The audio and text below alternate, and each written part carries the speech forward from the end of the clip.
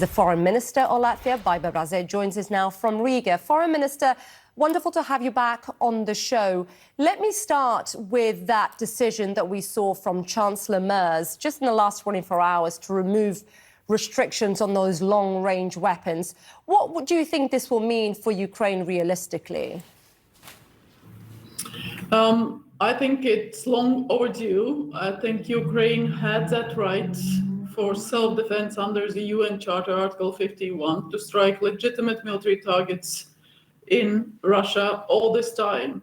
More than 3 years have passed, so finally some of the restrictions are lifted. So let's get the right weapons to Ukraine. Let's make sure that it can properly defend herself, because that is the best way, one of the three pillars, how to get Russia to peace.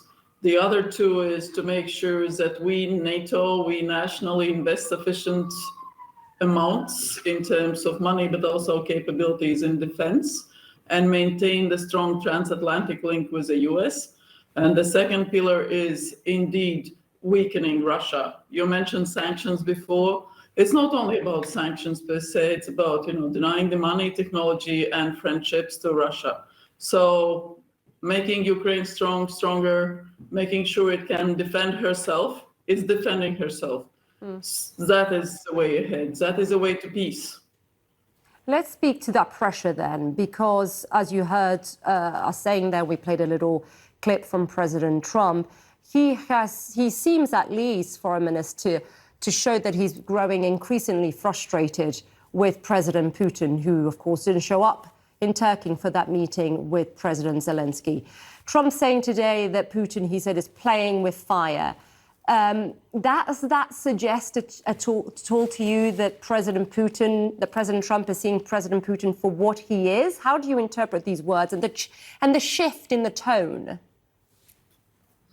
I think President Trump, and only President Trump, can say what he feels and how he feels about it. Obviously, for us, it has been quite obvious that Russia doesn't want peace. We very much welcomed peace efforts by President Trump, peace through strength, which is exactly what we need. So both showing that there is a way to peace, that there is a way to ceasefire, there is a willingness by Ukraine, by European and US leaders to sort of advance on the peace path, but being also very strong and being very strict and making sure that actually there is also the push to peace is the way ahead. Yeah, let's talk on that, about that push, because despite, of course, President Trump showing his frustration with President Putin, we've heard that repeatedly, he hasn't imposed any red lines. I wonder whether you think that this diplomatic strategy that we have seen so far from President Trump, whether you think it's yielded any results, whether you think this pressure is working, because we're now hearing from sources that President Trump is considering new sanctions. Do you think President Trump should go ahead? I know you don't speak for him, but to speak to the pressure, how important is that pressure on President Putin right now? What we know is that sanctions work and pressure works. We know from sources inside Russia that indeed there is quite a bit of pressure on the butcher in Kremlin to change the strategy, even though the public polling doesn't show that there is dissatisfaction. Quite clearly, the other polling shows that there is a high level of concerns both on the inflation, on the numbers of those who have been killed or wounded. It's going to be 1 million this month, Russian soldiers killed or wounded. So the pressure cooker is on. So adding to that pressure is indeed the right way, because the history shows that the deals can be struck at those moments when Russia's imperialistic goals are limited, when they are struck down, when they are pushed back. And Russia is not in that type of strongman's position.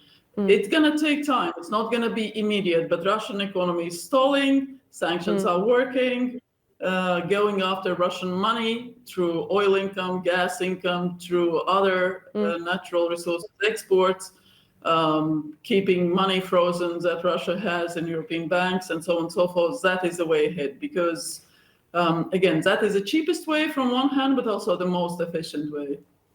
Let me turn to Gaza, Foreign Minister, if I may, because today you would have seen these comments we heard from the European Commission President Ursula von der Leyen, who said that the Israeli offensive in Gaza, and her words were, is abhorrent. We've heard similar comments and similar language from Chancellor of Germany, Chancellor Merz. Then we've had the UK, Canada and France, as you well know, threatening to take concrete action. And then the EU says it's reviewing the bloc's ties with Israel over its actions in Gaza. And this is, of course, a trade and cooperation agreement. Where does Latvia stand on this? We had a long conversation about the situation among the EU foreign ministers last week. And there's a lot of points that we all agree on, which is on, indeed, Israel does have the right to self-defense after the 7th October attacks by Hamas. It does have the right to try to eliminate Hamas military wing and to make sure that there is no threat to its security. But also Israel does have obligations under international humanitarian law. And very clearly at this time and place of happening, providing aid to women, children, vulnerable groups, to those suffering, and there are hundreds of thousands of those, without risking the sort of empowering Hamas or anything is possible. So in our view, Israel should do everything possible to ensure that innocent people don't die. And that is we believe in Israel's own interest, because again, two-state solution will require a viable Palestinian state alongside Israel that lives in peace. So we genuinely believe we are one of the most pro-Israeli countries, big community here, also big community there. And in the same time, quite clearly, while defending Israel's right to defend herself, there is also an obligation under international humanitarian law not to damage those who are suffering and who are innocent civilians. Foreign Minister, really appreciate you taking the time to speak to us. Thank you very much, Foreign Minister. I thank you for having me.